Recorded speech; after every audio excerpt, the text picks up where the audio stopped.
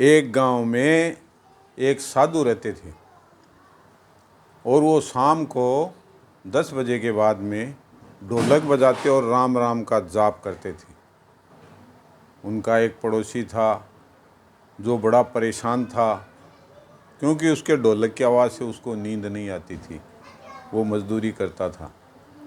एक दिन वो उस साधु के पास आया और उसने कहा कि साधु महाराज, आपके राम राम जाप करने से और ये ढोलकी बजाने से मुझे पूरी रात नींद नहीं आती है, जिससे मैं मजदूरी पर नहीं जा पाता हूँ।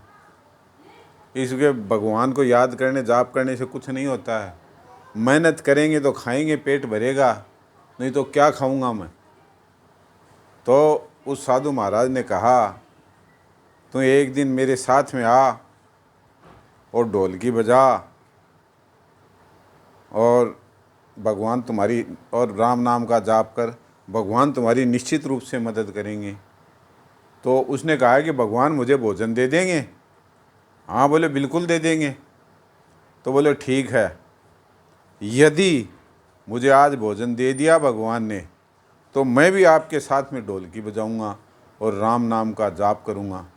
और यदि भगवान ने मुझे भोजन नहीं दिया तो फिर आपको भी ये ढोलकी बंद करनी पड़ेगी और राम नाम का जाप करना पड़ेगा। तो साधु महाराज ने कहा कि हाँ, मुझे मंजूर है।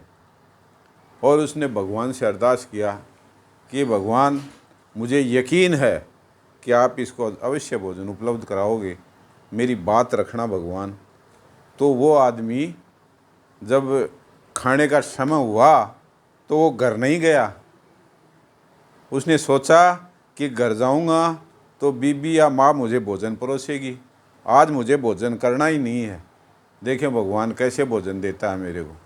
तो वो जंगल में चला गया और जंगल में जाके एक बड़े से पेड़ के ऊपर जाके बैठ गया कि भगवान कहाँ से भोजन देंगे, मैं करूँगा ही नहीं। अब थोड़ी देर बाद में वहाँ से एक बंजारों का काफिला वहाँ आया और वो घना पेड़ था, उसके नीचे बैठ कर उन्होंने भोजन तैयार किया। पहले बंजारे ही व्यापार करते थे।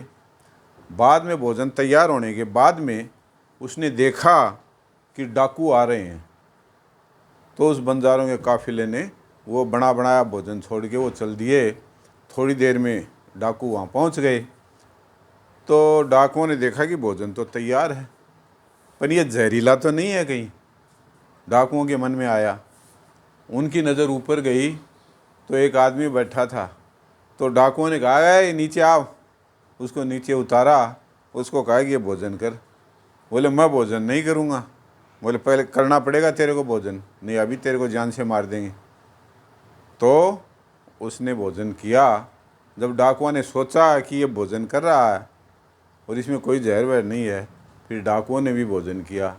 तब वो आदमी आके महात्मा जी के चरणों में गिर गया और उन्होंने कहा कि महाराज जी, आप ठीक कह रहे हो, भगवान सबका पेट भरते हैं, सबकी मदद करते हैं। आज से मैं भी आपके साथ ढोलकी बजाऊंगा और राम नाम का जाप करूंगा। तो दोस्तों, राम नाम के जाप में बड़ी ताकत होती है। भगवान सबकी मदद करते हैं।